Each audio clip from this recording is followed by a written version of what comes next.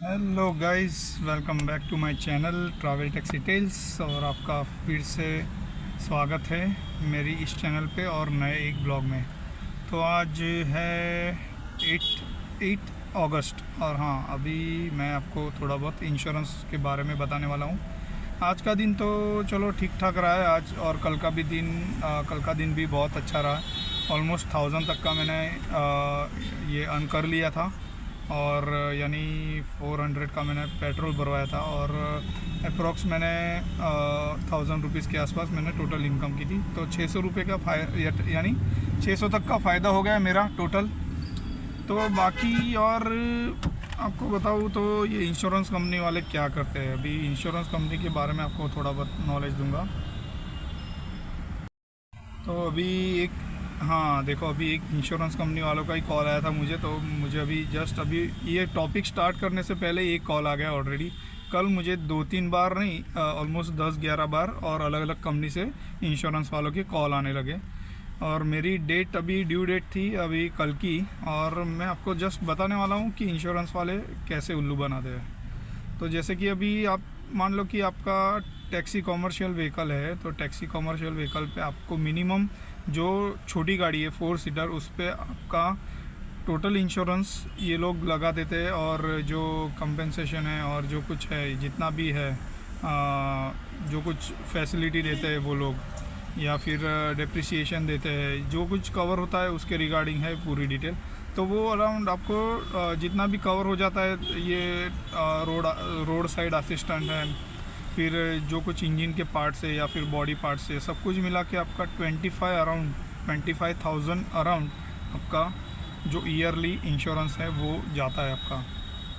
तो अभी private vehicle की बात करूँ तो प्राइवेट व्हीकल के अंदर आपका मिनिमम जो छोटी गाड़ी है उसका 8,000 अराउंड आपका इंश्योरेंस कटेगा, इंश्योरेंस का जो पैसा है वो कटेगा। तो अभी मेरी जो किया कैरेंस है उसका मैंने ऑलमोस्ट सिर्फ 2-3 हज़ार के अंदर मैंने, और 7 सीटर का है वो इंश्योरेंस टोटल, और मैंने ऑन डैमेज करवाया तो मुझे पड़ा सिर्फ 2 या 2,500 के आसपास, 2600 के आसपास पड़ा टोटल। और मैंने जो अभी ये करवाया स्विफ्ट का मैंने इंश्योरेंस करवाया, तो मुझे अराउंड कुछ 4000 के आसपास का अप्रॉक्स प्लस GST ऐसा कुछ हुआ मेरा। 4200 के अराउंड हुआ मेरा टोटल जो इंश्योरेंस है। तो भाइयों, आपको अब सही अब एक बात बताता हूँ।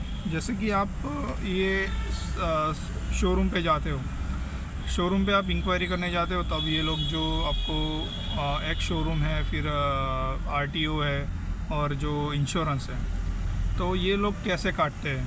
अभी आपको सच में आपको एक हकीकत बताने वाला हूँ।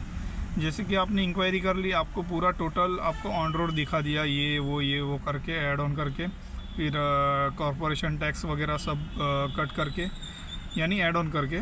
तो ये सब करके आपका टोटल जो अभी देखो, अभी ये मेरी जो स्विफ्ट है, ये मुझे कॉमर्शियल में लेनी थी, तो मुझे अप्रॉक्स 6.95 के अराउंड मेरी ऑन रोड थी, अरे सॉरी एक शोरूम थी। तो उसके अंदर 6.9 नहीं, 6.75 के अराउंड, ये 6.75 के अराउंड मेरी एक शोरूम थी। तो उसके अंदर इन लोगों ने मेरा ऑलमोस्ट 40,000 प्लस मेरा इंश्योरेंस बताया। बोलो अभी कहाँ पे कैसे इन्होंने ऐड ऑन करके ये इतना सारा इंश्योरेंस दिखा दिया। और भाई साहब, मेरा जो ठीक है चलो, इंश्योरेंस तो मेरा एक बार मेरी गाड़ी अभी बीच में एक्सीडेंट हो गया था, बम्पर जो फेंडर है, तो फेंडर का भी, और जो बम्पर घिसा था वो सब, और हेडलाइट घिसी थी, तो वो सब ज़ीरो क्लेम हो गया। लेकिन इंश्योरेंस का जो क्लेम करने की फ़ीस है तो वो तो ले ही ली उन्होंने 500 के अराउंड। तो फ़ायदा कुछ नहीं है, आप जितना ज़्यादा पैसा भरो, जितना कुछ ज़्यादा इंश्योरेंस के पीछे आप पैसा दो, तो वो मत देना। तो जैसे कि डेप्रिसिएशन है, फिर अपना जो कुछ कवर होता है जितना भी हो सकता है, थर्ड पार्टी ओन डैमेज है, फिर जितना भी हो सकता है, पर्सनल एक्सीडेंट है, फिर कोई अंदर पैसेंजर बैठा है, तो उसके रिगार्डिंग जो कवर होता है वो कुछ नहीं हो पाता है मेरा। मान लो कि अप्रॉक्स आपका जो साल का आप लोग 25 से 30 हज़ार इंश्योरेंस के पीछे डाल रहे हो, कुछ मतलब नहीं है। क्योंकि इसमें क्या है, अगर आप जाते हो, मैं एक बार टाटा की सर्विस सेंटर में गया था, मेरा फ्रेंड था, उसकी नेक्सॉन है, तो उसने अभी जैसे कि आगे का जो ये क्या बोलते हैं अपना बम्पर और ये बोनेट के ऊपर से ये पूरा दब गया था, तो डेंट पड़ गया था पूरा। तो भाई साहब वो लेके गया गाड़ी सर्विस सेंटर पे, उसने बताया क्लेम तो हो जाएगा लेकिन पार्ट्स अवेलेबल नहीं है। अभी आप बताइए पार्ट्स अवेलेबल नहीं है, तो भाई साहब वो ऑलमोस्ट उसने 26 दिन तक उसने सर्विस सेंटर में रखी गाड़ी, और कुछ भी उन्होंने एक इतना भी टच करके दिया नहीं। आप गाड़ी ले लो बस ख़त्म बात, आपको कोई कुछ भी बताएगा नहीं, कुछ आपको भाव नहीं मिलेगा।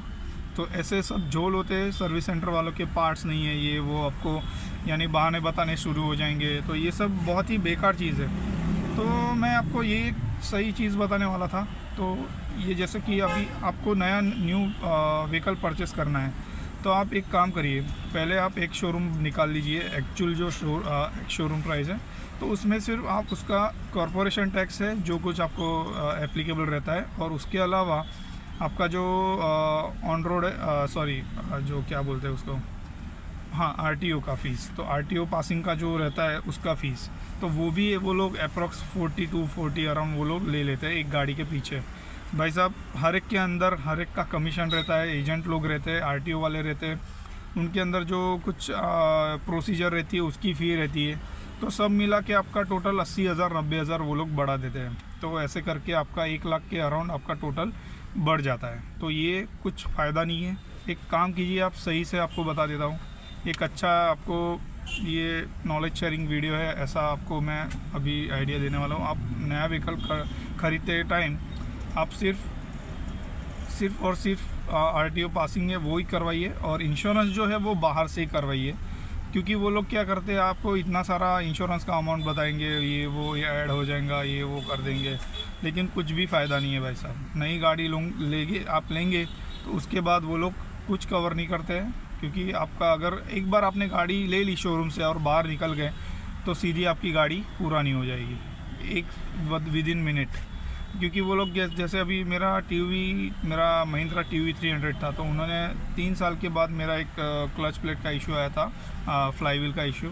भाई साहब उन्होंने देखा तक नहीं गाड़ी के सामने, देखा भी नहीं और पूछा भी नहीं कि क्या प्रॉब्लम है क्या नहीं।